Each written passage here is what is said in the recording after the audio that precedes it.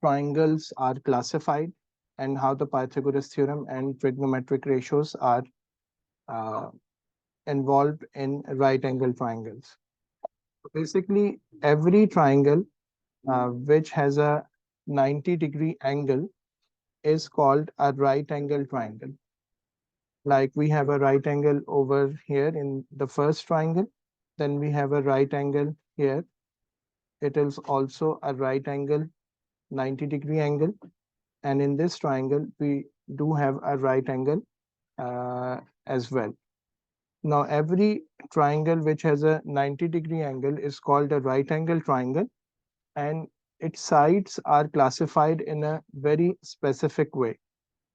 The side which is opposite to 90-degree angle, it is always called the hypotenuse of the triangle. Similarly, in the second triangle, we have a right angle over here, and the side opposite to this 90-degree angle would be the hypotenuse of the triangle. In the third triangle, 90 degrees over here, and the side opposite to it would be the hypotenuse. And similarly, in front of this 90-degree, we would have the hypotenuse of this triangle. So every right angle triangle, first side that we must name in a right angle triangle should be the hypotenuse.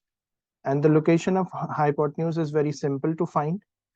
Just look where the 90-degree angle is located in the triangle, and the hypotenuse would always be in front of the 90-degree angle in a right angle triangle. Okay.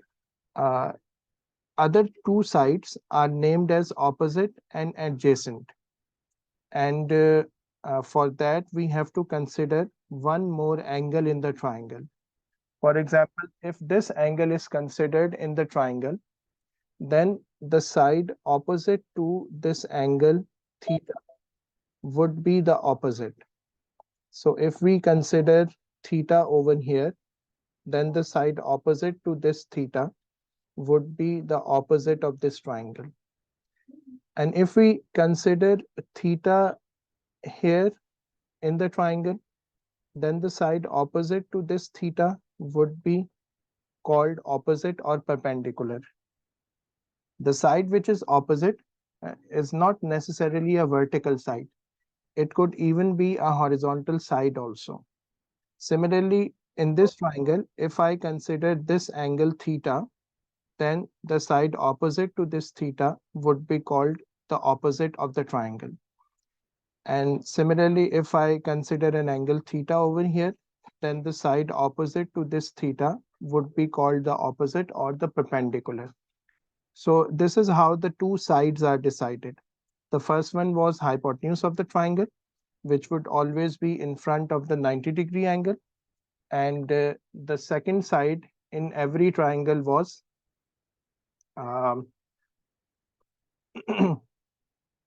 opposite, which was in front of the theta. Now, the remaining third side in every triangle would be called the adjacent. The remaining third side in every triangle would be called the adjacent. So this is how the three sides of a right angle triangle are always named. The first one is hypotenuse in front of 90-degree angle. The second one is opposite, which is in front of the considered angle theta. And the third one would be the adjacent. Now, two important things are relevant to the right angle triangles. The first one is called Pythagoras Theorem.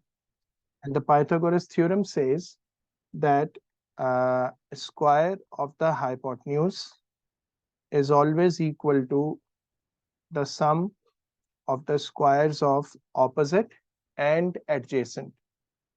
So whenever we square the side which is the hypotenuse of the triangle, the answer would always be equal to if we square the opposite of the triangle and square the adjacent of the triangle and find their sum. For example, we have a right angle triangle over here in which hypotenuse has a length of, for example, 5 centimeter, opposite is 4 centimeter and adjacent is 3 centimeter. So we would see that the square of the 5 would be equal to 4 square plus 3 square. So it would be 25. 16 plus 9 would again be equal to 25. So in every right angle triangle, the square of the hypotenuse is always equal to the square of the opposite plus the square of the adjacent. Okay. So this was the application of the Pythagoras theorem. Now, the questions which involve the Pythagoras theorem, sometimes what they do is that they give the value of two sides and one of the side is required to be found. So for example, if we are given the value of opposite and adjacent, then we can find out the hypotenuse of the triangle. Sometimes the other two sides are given, for example, hypotenuse and opposite are given and adjacent is required. And sometimes hypotenuse and adjacent are given and opposite is required. So whichever two sides would be given in any specific question, we can use the values and find out the third remaining unknown side from the question. Lastly, sometimes we need to prove that the given triangle is a right angle triangle. So how do we prove a triangle, or how do we check whether a given triangle is a right angle triangle or not? So first of all, just see that, for example, let me write some values over here. We are given the value of hypotenuse as 10. We are given another side, for example, opposite as 8. And then we are given the value of adjacent as 6. We need to check whether this triangle is a right angle triangle or not. Now, the first thing is just check out which is the largest side of the triangle. So largest side is 10. So the largest side is always in place of hypotenuse if it is the right angle triangle. So I would be checking whether the Pythagoras theorem is applicable for these values or not. So if it is applicable, then the side which has the highest value of length should be the hypotenuse of the triangle. So 10 should be the hypotenuse, opposite is 8, and adjacent is 6. Now, the answer of 10 square would be equal to 100. And now I would check what is the answer which is generated from the other side. And if the other side is also equal to 100, then the Pythagoras theorem is satisfied, which means that this given triangle was a right angle triangle. So it is proved to be a right angle triangle because it is satisfying the Pythagoras theorem. So these were the second type of questions when we are given the three lengths of the sides in a triangle, and we need to apply the Pythagoras theorem to check whether the given triangle is a right angle triangle or not. We try to explain complex concepts in simple language and with effective examples. If you like the video and the way we explain the subject, consider liking this tutorial, commenting on it and subscribing to our channel and press the bell icon, so that you stay updated and get notified when we upload more videos.